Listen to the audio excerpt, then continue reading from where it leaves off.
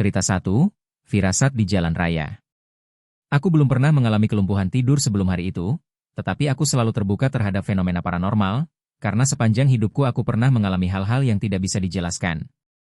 Namun yang satu ini berbeda, menakutkan karena terasa begitu jelas. Hari itu adalah hari yang panjang dan melelahkan di tepi danau bersama keluargaku.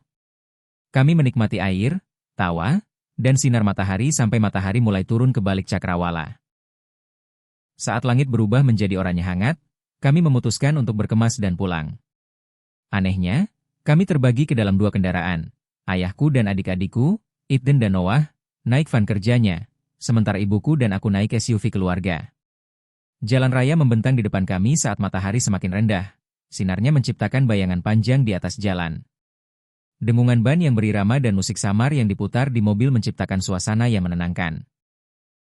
Aku melirik keluar jendela, melihat van ayahku beberapa lajur di sebelah kami. Lampu belakangnya menyala redup saat bergerak sejajar dengan kami. Aku menutup jendela, memasang tetap terhubung dengan saluran saya untuk video-video yang lebih menakjubkan. Menyelimutiku. Hal berikutnya yang kuingat, aku terbangun, atau setidaknya kupikir begitu. Ada sesuatu yang tidak beres. Tubuhku terasa berat, seolah tertindih beban tak terlihat. Aku tidak bisa bergerak, tidak bisa berkedip, bahkan tidak bisa merasakan naik turunnya napasku sendiri. Ketenangan aneh menyelimutiku, tetapi itu adalah jenis ketenangan yang muncul sebelum badai. Aku duduk di kursi belakang, di sisi kiri, sisi pengemudi di Kanada. Mataku terpaku pada sandaran kepala di depanku, tetapi aku tidak bisa memaksa mataku untuk bergerak atau terpejam. Kepanikan mulai merayap masuk, awalnya halus, seperti gelombang dingin yang membasuh kakiku. Aku mencoba meyakinkan diri bahwa itu hanyalah mimpi yang sangat nyata. Namun kemudian aku melihatnya. Melalui sudut pandang mataku, dunia di luar mobil tampak berubah bentuk. Lalu lintas melambat secara tidak wajar, seolah waktu itu sendiri sedang meregang. Musik dari earphone-ku berubah aneh, nadanya rendah dan meresahkan. Aku mencoba menyingkirkan rasa tidak nyaman itu, tetapi ketakutan semakin mencengkeramku. Lalu itu terjadi. Sebuah truk semi putih melaju kencang dari jalur masuk di dekat kami. Itu bukan sekadar truk, itu seperti kekuatan besar yang tak terbendung. Dalam gerakan lambat yang mengerikan, truk itu membelok kasar melintasi lajur-lajur jalan, arahnya tepat menuju van ayahku. Aku bisa melihat setiap detail, kilatan matahari terbenam di permukaan logam truk itu, asap yang naik dari bannya yang berdecit. Jantungku berpacu saat aku tak berdaya menyaksikan truk itu menabrak van. Logam penyok seperti kertas. Kaca pecah dan beterbangan ke segala arah. Van itu terbalik, berguling tak terkendali di bawah berat truk yang sangat besar. Aku ingin berteriak, memanggil, melakukan sesuatu, apapun, tetapi tubuhku menolak menurut. SUV kami terguncang keras saat. Jika Anda menyukai video ini, silakan berlangganan saluran saya. Suara yang remuk dan kaca yang pecah memekakan telinga. Kaca depan melesak ke dalam, mengirimkan serpihan-serpihan tajam ke arahku. Waktu terasa membeku saat tumpukan puing yang hancur itu menjulang hanya beberapa inci dari wajahku. Lalu, secepat semuanya dimulai, segalanya menjadi gelap. Aku tersentak bangun, terengah-engah mencari udara. Tubuhku terasa seolah baru saja dilepaskan dari cengkeraman kuat. Hal pertama yang kulihat adalah bagian dalam SUV yang kukenal. Sandaran kepala di depanku, cahaya redup dari dashboard, semuanya seperti seharusnya. Ibuku melirik ke arahku, wajahnya tanpa khawatir. "Kamu baik-baik saja?" "Wajahmu pucat," tanyanya. Aku merasa mual, gumamku, suaraku gemetar. Ibuku segera menepi ke bahu jalan raya. Aku terhuyung keluar dari mobil, udara malam yang dingin menghantam wajahku seperti tamparan. Kakiku gemetar saat aku bersandar pada mobil, mencoba menenangkan diri. Saat itulah aku melihatnya. Sebuah truk semi putih melaju kencang dari jalur masuk terdekat, persis seperti yang kulihat dalam mimpi, atau penglihatan, atau apapun itu. Truk itu membelok berbahaya, rangkanya yang besar sedikit miring saat melintasi beberapa lajur. Untuk sesaat yang membuat jantung berhenti, truk itu tampak seperti akan terguling. Tetapi pengemudinya berhasil mengendalikan kendaraan, dan truk itu kembali lurus, melanjutkan perjalanan di jalan raya tanpa insiden. Aku berdiri membeku, napasku tertahan di tenggorokan. Kemiripan mengerikan antara apa yang baru saja kualami dan kejadian yang terjadi di depan mataku tidak bisa disangkal. Jika aku tidak meminta ibu menepi, apakah penglihatanku akan menjadi kenyataan? Apakah kami akan berada di jalur kehancuran itu? Ibuku menghampiri dan menyentuh lenganku dengan lembut. Ada apa? Tanyanya. Aku tidak tahu bagaimana menjelaskannya. Bagaimana aku bisa mengatakan kepadanya bahwa aku baru saja melihat sesuatu yang bisa menghancurkan keluarga kami? Jantungku berpacu ketika aku menyadari betapa dekatnya kami dengan tragedi. Tragedi yang mungkin entah bagaimana berhasil kuhindari karena sebuah peringatan dari sesuatu yang tak bisa kupahami. Malam itu, ketika akhirnya kami sampai di rumah, aku tidak bisa menghilangkan perasaan bahwa sesuatu atau seseorang telah ikut campur. Apakah itu firasat, mimpi, atau hasil dari alam bawah sadarku sendiri? Aku tidak tahu. Yang ku tahu, aku tidak akan pernah memandang tidur, atau kenyataan, dengan cara yang sama lagi. Cerita 2, bayangan di atas adikku. Adik perempuanku, Mia, mulai mengalami episode kelumpuhan tidur yang menakutkan saat usianya baru 7 tahun. Itu bukan seperti mimpi buruk sesekali yang biasa dialami kebanyakan anak. Mimpi-mimpi itu terus-menerus, sangat nyata, dan mengerikan. Hal itu menjadi bagian dari kehidupan sehari-harinya, merampas malam-malam tenangnya dan membuatnya bangun setiap pagi dalam keadaan lesu dan ketakutan. Dokter meyakinkan kami bahwa itu bukan sesuatu yang serius, mungkin hanya stres atau imajinasi yang terlalu aktif. Mereka menyarankan kami mencoba benda-benda yang menenangkan seperti lampu lembut, selimut favoritnya, atau boneka, tetapi tidak ada yang berhasil. Teror yang ia ceritakan tidak bisa ditenangkan dengan cara biasa. Mia selalu membicarakan sosok yang sama yang menghantui mimpinya. Sosok itu adalah seorang wanita dengan rambut liar tak terurus, mata yang sangat besar secara tidak alami, dan seringai bengkok yang melebar terlalu jauh di wajahnya. Dia berbisik padaku, kata Mia dengan suara gemetar. Dia bilang dia akan mengambil alih tubuhku. Kami mencoba meyakinkannya bahwa itu hanya imajinasinya, tetapi jauh di dalam hati, kami ketakutan. Ceritanya yang begitu detail dan rasa takut di matanya membuat sulit untuk menganggap semua itu hanya mimpi. Suatu malam, Mia datang ke kamarku, membangunkanku dengan guncangan lembut. "Lukas, bisa temani aku?" pintanya, suaranya kecil dan gemetar. "Kamu kakakku. Kamu akan melindungiku." Aku tidak bisa menolaknya, jadi aku mengambil bantal dan mengikutinya ke kamarnya. Awalnya, aku berbaring di sampingnya di tempat tidur, memegang tangannya sampai ia tertidur. Tetapi seiring malam-malam berlalu dan gerakannya saat tidur semakin sering menjadi gelisah, aku pindah ke lantai dengan kasur darurat. Kami akhirnya punya rutinitas.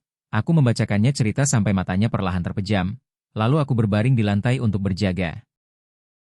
Beberapa malam pertama berjalan tanpa kejadian, tetapi ketenangan itu tidak bertahan lama.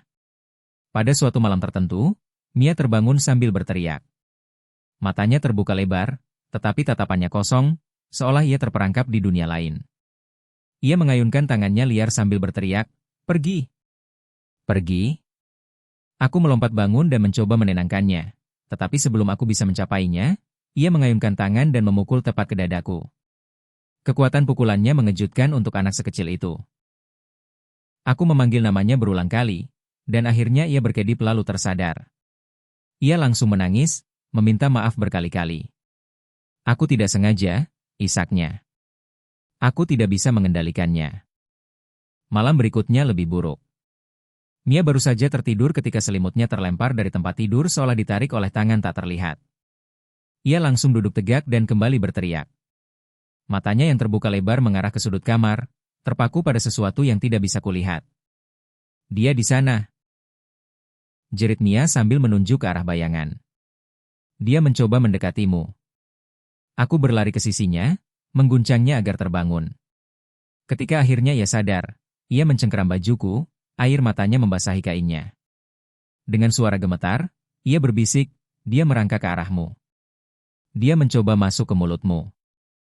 Kata-katanya membuat bulu kuduku berdiri. Jika Anda menginginkan lebih banyak konten seperti ini, beritahu saya di kolom komentar. Tapi ketakutan mentah di matanya sulit diabaikan.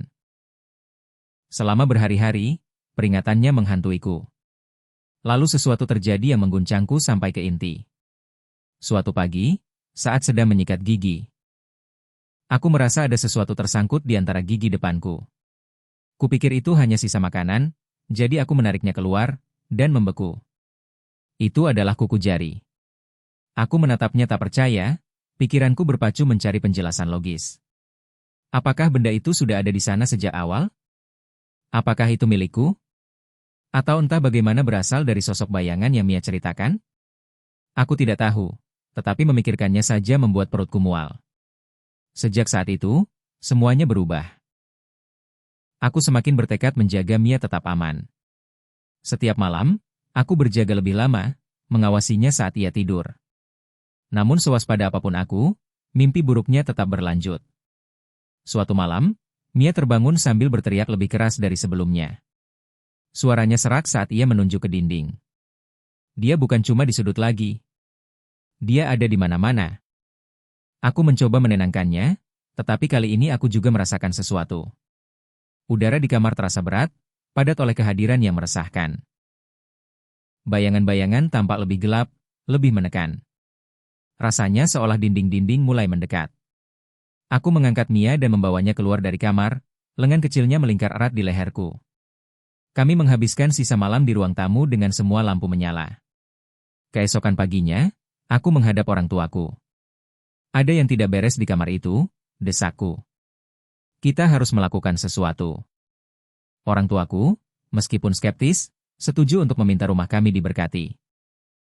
Seorang pastor datang keesokan harinya, memercikan air suci dan mengucapkan doa di setiap ruangan. Untuk beberapa waktu, keadaan tampak membaik. Mia tidur sepanjang malam, dan bayangan-bayangan tidak lagi terasa menyesakan. Namun jauh di dalam hati, aku tidak bisa menghilangkan perasaan bahwa wanita itu belum pergi. Mia masih menghindari kamarnya sebisa mungkin, dan sesekali ia melirik ke belakang seolah memperkirakan akan melihat sesuatu, atau seseorang, mengikutinya. Aku mencoba meyakinkannya, mengatakan bahwa ia aman, tetapi kuku jari yang pernah kutarik dari mulutku menjadi pengingat terus-menerus bahwa ada hal-hal yang tidak bisa dijelaskan. Bahkan sekarang, bertahun-tahun kemudian, aku tidak bisa melupakan malam-malam itu. Aku tidak tahu apa yang Mia lihat atau mengapa sosok itu menargetkannya, tetapi satu hal pasti, apapun itu, ia meninggalkan bekas pada kami berdua yang akan kami bawa selamanya. Cerita 3, pengunjung tak diundang di rumah duka. Aku tidak pernah percaya pada hal-hal paranormal, tetapi pekerjaanku di sebuah rumah duka benar-benar menguji skeptisismeku. Bekerja shift malam sendirian di tempat yang dipenuhi keheningan kematian bukan untuk orang yang mudah takut, tetapi kupikir itu hanya pekerjaan biasa. Menjawab telepon, mengatur panggilan untuk penjemputan jenazah, dan menyiapkan ruang pemakaman untuk keesokan harinya membuatku sibuk, meskipun ada rentang waktu panjang yang hanya dipenuhi keheningan. Awalnya, semuanya biasa saja, bahkan membosankan. Aku sering mendapati diriku tertidur di meja atau sesekali tidur sebentar di salah satu sofa. Namun, kemudian, hal-hal mulai terjadi. Kejadian-kejadian kecil dan aneh yang awalnya kuabaikan begitu saja. Alunan musik samar mulai memenuhi udara saat aku tidur sebentar. Itu tidak berasal dari radio atau ponsel. Musik itu adalah gospel modern, jernih, nyata, dan menghantui dengan suara yang keras, seolah diputar langsung di dalam kepalaku. Rasanya seolah musik itu bergetar dari mulutku, hampir seperti aku tanpa sadar sedang menyenandungkannya. Suatu kali, aku mengingat satu baris dari salah satu lagu itu dan mencarinya di Google, berpikir mungkin bangunan itu menangkap sinyal radio AM yang aneh. Tetapi lirik itu tidak ada. Hal itu membuatku sangat tidak tenang. Tak lama setelah itu, aku mulai mendengar langkah kaki. Suara itu selalu dimulai samar, hanya seperti seretan pelan pada awalnya, sebelum semakin keras. Aku mendengarnya mendekat dari lorong yang menuju ruang pembalseman. Setiap kali, aku tersentak bangun, mengira akan melihat salah satu rekan kerjaku yang mungkin datang tanpa memberitahu. Tetapi tidak pernah ada siapapun. Rumah duka itu kosong kecuali aku, dan jenazah-jenazah. Awalnya, aku berkata pada diriku sendiri bahwa itu hanya imajinasiku. Jam kerja panjang, kesendirian, dan kurang tidur mungkin sedang mempermainkan pikiranku. Namun kemudian langkah-langkah itu menjadi lebih sering, dan mengabaikannya bukan lagi pilihan. Aku mendengarnya bahkan ketika aku benar-benar terjaga, bekerja di meja. Langkah-langkah itu akan berhenti tepat sebelum mencapai ruangan, meninggalkan keheningan aneh yang terasa lebih berat daripada suara itu sendiri. Suatu malam, aku memutuskan untuk tidak membangunkan diri ketika mendengar langkah-langkah itu saat sedang tidur sebentar. Kupikir jika aku tetap diam, aku bisa meyakinkan diri bahwa itu hanya episode kelumpuhan tidur lainnya. Tetapi malam itu, sesuatu yang baru terjadi.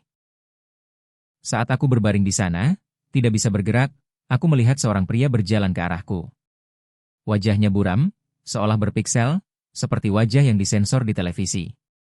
Ia mengenakan kemeja putih polos dan celana panjang, gerakannya sengaja dan lambat. Aku ingin berteriak, ingin bergerak, tetapi tubuhku membeku. Pria itu berhenti tepat di sampingku, menunduk, lalu menyentuh dahiku dengan ringan. Gerakan itu tidak agresif, hampir terasa main-main, tetapi niatnya terasa jauh dari baik. Ia terkekeh, suara rendah yang mengejek dan membuat bulu kuduku berdiri. Seketika, aku memaksa diriku bangun, berkeringat dan terengah-engah mencari udara.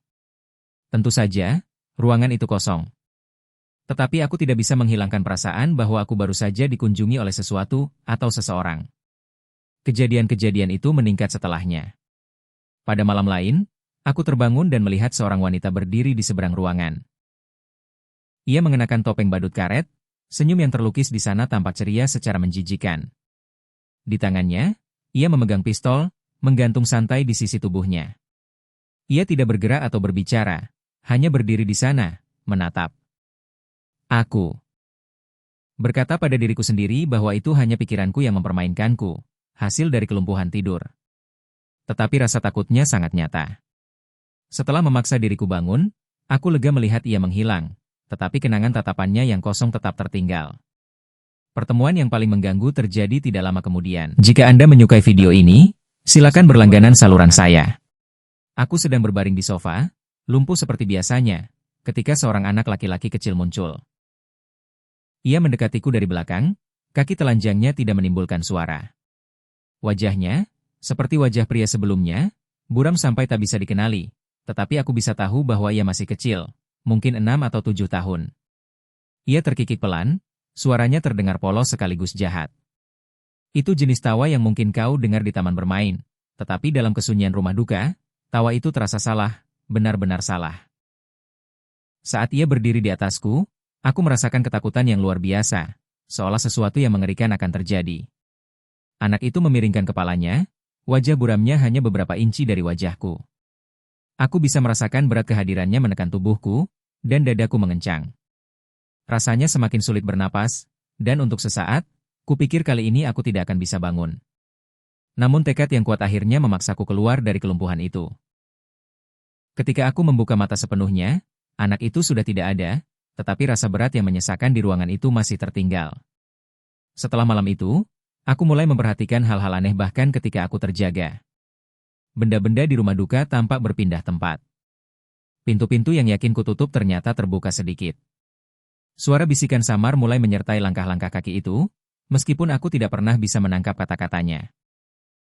Suatu kali, saat berjalan di lorong, aku merasakan embusan napas dingin di belakang leherku. Ketika aku berbalik, yang kutemukan hanya koridor remang-remang yang memanjang ke dalam bayangan. Aku masih tidak percaya pada hantu, tidak sepenuhnya. Aku mengatakan pada diriku sendiri bahwa hal-hal yang kualami hanyalah tipu daya pikiran, akibat malam-malam panjang dan sepi di tempat yang bahkan di siang hari pun dihindari kebanyakan orang. Namun pada beberapa malam, saat aku duduk dalam keheningan rumah duka, aku tidak bisa menahan perasaan bahwa aku tidak sendirian. Ada sesuatu yang tertinggal di dalam bayangan, sesuatu yang mengawasi, menunggu, dan sesekali menampakkan keberadaannya. Apakah itu imajinasiku atau sesuatu yang lain, aku tidak akan pernah tahu. Tetapi langkah kaki, wajah-wajah buram, dan kehadiran mencekam itu telah meninggalkan bekas.